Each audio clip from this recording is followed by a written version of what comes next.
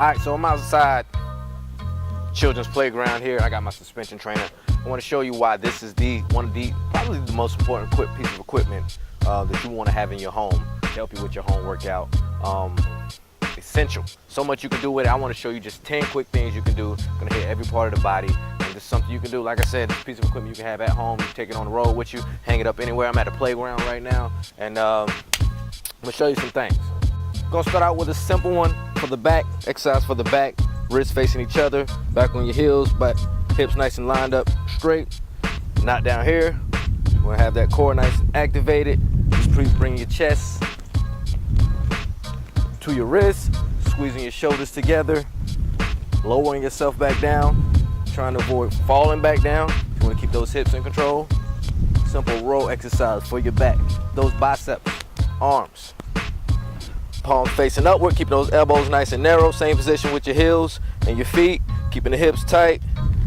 Just curling, bringing your palms to your forehead, keeping those elbows up high, tight, narrow. Elbows up high.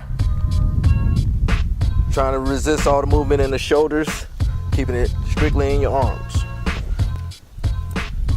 Chest, the press. Nice wide base with the feet for balance. The wider they are, the better your balance. Hands out in front of you, down at an angle. Hips not drooping, and not up too high. You want to be low on your entire body and not just your head. Down. Get at least a 90-degree angle with your arms, elbows. Pressing back up. Through the straps. Again, the entire body. It's going to challenge your chest. A little bit of your triceps. Speaking of triceps, muscles back here, I'm going to go ahead and hit those. Arms straight out in front of you. You're going to be leaning in on your toes. Similar to the push-up, the wider your base, the better your balance. Keeping those elbows narrow, hips nice and tight, core activated. Bending those elbows, head going down in between the arms kind of like. Pushing out, keeping those palms facing outward. Bending those elbows, pushing out. Again, you want to take your whole body with you and not just your head. You want to take the whole body with you. It's going to challenge your core as well. Of course, you have your simple squat. Feet shoulder width apart, chest out, sticking that butt out. Inhale on the way down, exhale on the way up. Pistol squat, sticking one leg out, and bending the knee, going straight down. Arms are kind of bent because I might need those arms to help pull me back up. So bend that knee, take your butt all the way down to your heel, and press back up. Keeping that leg out, taking it right back down, and all the way back up. So if you need the assistance of the straps to pull you up, you can use those as well. If you don't quite have the strength in your legs, use those straps to help out.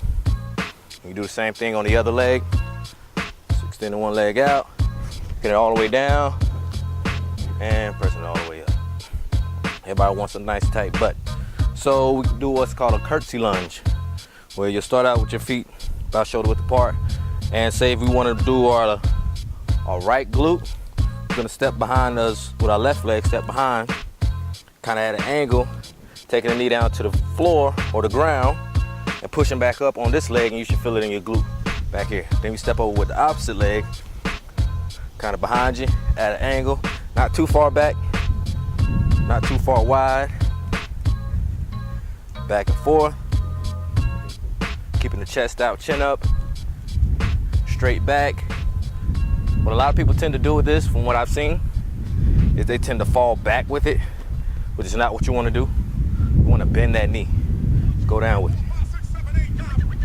and not so much back. What about shoulders? I forgot about shoulders. So quick, we're gonna do here is an eye pull. You're gonna have your palms down. This can be a challenging one. Palms down, arms outstretched in front of you, fully extended. Keeping those elbows stretched out, or keep the elbows nice and straight without bending the elbows. You're gonna pull your head, arms up over your head. Keep those arms nice and straight the whole time, and lower yourself back down while still keeping those arms nice and straight. The closer your feet are to your anchor point, the more challenging it becomes. Straight out, get the head in between your arms, and back down. Keep that core nice and tight. Don't let those hips dip. Nice and tight with the core. Pull those arms up and back down. Up and back down. Hands up on the ground, be on our hands. Getting those hips up as high as we can. Holding, bracing, tucking those knees. Trying to get them as close to your butt as possible. This can be a challenging one. You can also do this on the laying back flat. Here, just make sure your hips are elevated. Pulling those heels into your glutes. Like so. Again, a very challenging exercise. The thing you want to avoid here is having a drooping body, sagging body. Want it nice and tight, get those ankles nice and tight. You can either hold this position here for a plank, or you can tuck those knees in to work that core a little bit more.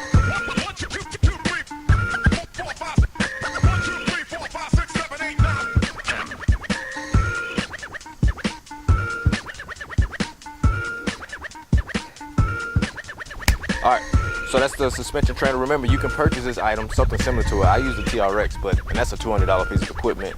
I have a much cheaper version of a suspension trainer in the store on my website, so just go there, connect straight to Amazon, purchase it, and you can start joining me with the workouts.